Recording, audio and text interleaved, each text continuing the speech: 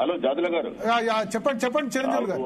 ఒక్క నిమిషం. వినోద్ కుమార్ గారు ఏమన్నారంటే 9 మంది జడ్జిలు ఇందిరా సహాని కేసులో ఇచ్చింది కాబట్టి 11 జడ్జిలు అన్నారు. దానికి అవసరం లేదు. ఆయన చెప్పిన దాన్ని క్లారిఫై చేస్తున్నా.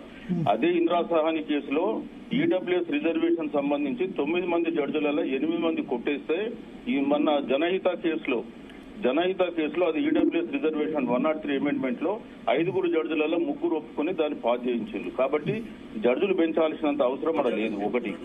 రెండోది 9th షెడ్యూల్ ఎందుకు అడుగుతున్నామంటే తమిళనాడు మోడల్లో తమిళనాడులో కూడా వాళ్ళు యాక్ట్ చేయించుకున్నారు. 9th schedule పెట్టించుకున్నారు. యాక్ట్ చేయడానికి ఇక్కడ కూడా ప్రభుత్వం 31C కింద కేంద్రానికి పంపింది.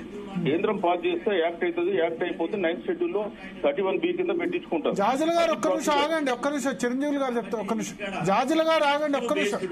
ఖచ్చితంగా ఈ కాజు మీద ఫైట్ చేస్తున్నాం. ఎవరిని వదిలిపెట్టే ప్రసక్తి లేదు. మీ వాయిస్ సరిగ్గా రావట్లేదు జాజుల గారు. ఒక్క నిమిషం. జాజుల గారు మీ వాయిస్ సరిగ్గా రావట్లేదు. రివైండ్ వస్తుంది. చిరంజీవి గారు ఎస్ చెప్పండి. చిరంజీవి గారి తర్వాత నరహరి వేణుగోపాల్ రెడ్డి గారు చాలా చెప్పండి. నరహరి వేణుగోపాల్ వారు ఉన్నారు. నేను జస్ట్ ఒక హాఫ్ మినిట్ లో ముగిస్తా. చెప్పండి.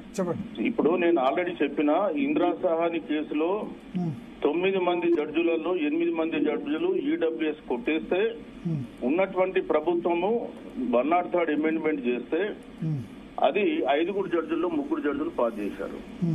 పీనది 2 జడ్జిలు కొట్టేసింది. కాబట్టి జడ్జిలను పెంచాల్సిన అవసరం లేదు. రెండోది 9th షెడ్యూల్లో మేము ఎందుకు కోరుతున్నామంటే ఆల్రెడీ 31C కింద యాక్ట్ కేంద్రంలో ఉంది. కేంద్రం ఇప్పుడు 31C కింద యాక్ట్ లో పాస్ చేస్తే అది కూడా రాజ్యాంగ సవరణ చేయాలి. తమిళనాడులో 76వ రాజ్యాంగ సవరణ ద్వారా పెట్టించుకున్నారు.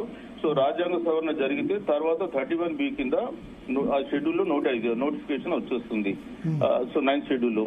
సో దాని ప్రకారం మనకి ఈజీ మెథడ్ ఇప్పుడు ఉన్న దాంట్లో అదొకటి ఆల్రెడీ ప్రభుత్వం పంపింది కాబట్టి మనం దాని వెంటబడ్డాం.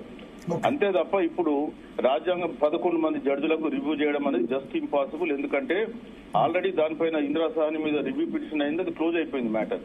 ఇది once for all closed. So ఇవాళ రెండు మార్గాలు ఉన్నాయి. ఒకటి 16(4) ను ఎమెండ్ చేయాలి. 15(4) ను ఎమెండ్ చేయాలి. 16(4), 15(4) ఎమెండ్ చేయాలంటే కేంద్రం దగ్గర ఎంపెరికల్ డాటా లేదు, క్వాంటిఫైబుల్ డాటా లేదు. కాబట్టి అది సాధ్యం కాదు. మనకున్నది ఇది ఒకటే. కాబట్టి దీని మీద మేము వెంటబడ్డాం. బీసీ సంఘాలు ఏమి అంత అనాలోచితంగా 9th షెడ్యూల్ గురించి ఆలోచిస్తలేదు. 100% 9th షెడ్యూల్ మీద మనకి ఇవాళ మేము పోరాటం చేస్తున్నాం. దాని మీదనే పోరాటం చేస్తాం. రాబోయే పార్లమెంట్ లో కూడా 9th షెడ్యూల్ లో పెట్టాలని చెప్పి పోరాటం చేస్తాం. అది మేము ఎన్నుకున్నటువంటి విధానం. థ్యాంక్ యూ అండి. ఓకే.